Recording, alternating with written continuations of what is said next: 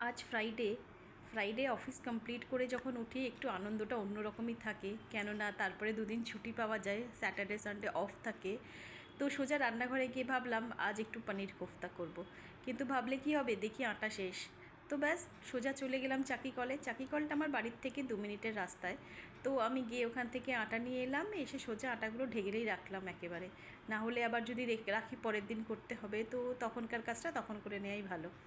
আটা ঢেলে নেওয়ার পর আমি কিছুটা তুলেও রাখলাম পনির কোফতার সাথে। না, আজ ভেবেছি একটু পরোটা করব। অ্যাঞ্জি আজকাল পনির কোফতাটা খেতে খুব ভালোবাসে, ইনফ্যাক্ট পনিরের যে কোনো আইটেম খেতেই ওর ভীষণ ভালো লাগে। তো সেই জন্য আমি ফ্রিজে দেখলাম বিশেষ কিছু নেই সবজির মধ্যে, মানে গাজর ছিল। তো ভাবলাম একটু গাজর আর চিজ দিয়েই আজকে কোফতাগুলো করব। তো তোমরা দেখতেই পাচ্ছ আমি এখানে গাজরটাকে গ্রেটারের সাহায্যে গ্রেট করে নিয়েছি, আর তার মধ্যে আমি অ্যাড করেছি কিছুটা ছোটো করে চপ করে রাখা গ্রিন চিলিস, সাথে দিয়েছি 2 চামচ মতো কর্নফ্লাওয়ার। এর মধ্যেই আমি এবার পনিরগুলোকে হাত দিয়ে স্ম্যাশ করে নিচ্ছি, তোমরা চাইলে গ্রেটারে গ্রেট করেও দিতে পারো।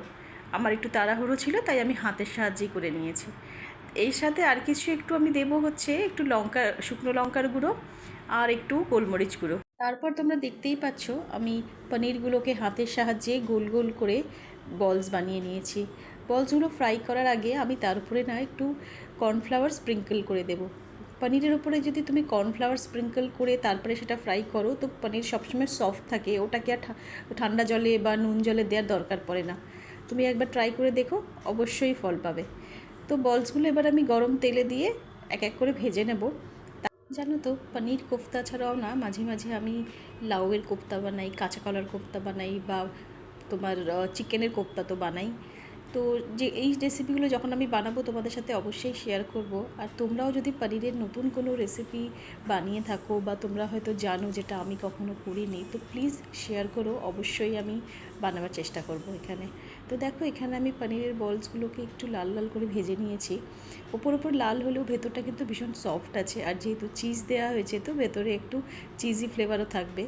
মেল্ট হয়ে যাওয়া চিজিগুলো মুখে পড়লে একটু অন্যরকম টেস্ট আসে, যেটা আমার মেয়ের ভীষণ পছন্দ। তো ব্যাস এখানে আমি না একটু পেঁয়াজ বয়েল করে নিয়েছি, পেঁয়াজের মধ্যে একটু শুকনো লঙ্কা, একটু কাঁচা লঙ্কা আর একটু গোটা গরম মশলা বয়েল করে নিয়ে সেটাকে আমি একটু গ্রাইন্ড করে নিয়েছি, করে একটা মিহি পেস্ট তৈরি করে নিয়েছি।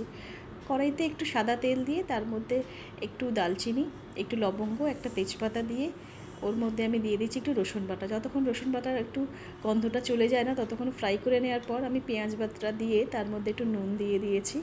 নুন দেওয়ার পরেই এর মধ্যে আমি দিয়ে দেবো কাজু বাটা, আর সাথে একটু দই কাজু বাটা একটু স্মেলটা চলে যাওয়ার পরেই তার এর মধ্যে একে একে আমি একটু শুকনো লঙ্কার গুঁড়ো, একটু গোলমরিচ গুঁড়ো, একটু জিরে গুঁড়ো দিয়েই গ্রেভিটা নাড়তে থাকবো। যেই তেলটা বেরিয়ে আসবে এর মধ্যে আমি অ্যাড করে দেবো পরিমাণ মতো দুধ।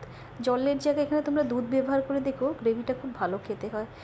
দুধটা ফুটে উঠলেই ওর মধ্যে আমি একটু দেবো কসুরি মেথি আর একটু দেবো গরম মশলা গুঁড়ো।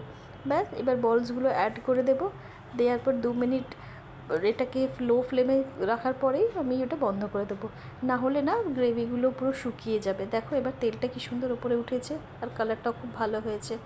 এটা তোমরা লুচি, পরোটা, আবার ফ্রাইড রাইসের সাথেও খেতে পারো, ভীষণ ভালো লাগে। আর এখানে আমি ওপর থেকে একটু চিজ গ্রেট করে দিয়ে দিয়েছি। ওই যে বললাম আমার মেয়ে একটু চিজি ফ্লেভার বেশি পছন্দ করে। তো আজ এখানেই, তোমরা ভালো থেকো, সুস্থ থেকো, আর অবশ্যই কমেন্ট করে জানিও তোমাদের এই ভিডিওটা কেমন লাগলো। আবার দেখা হবে, টাটা।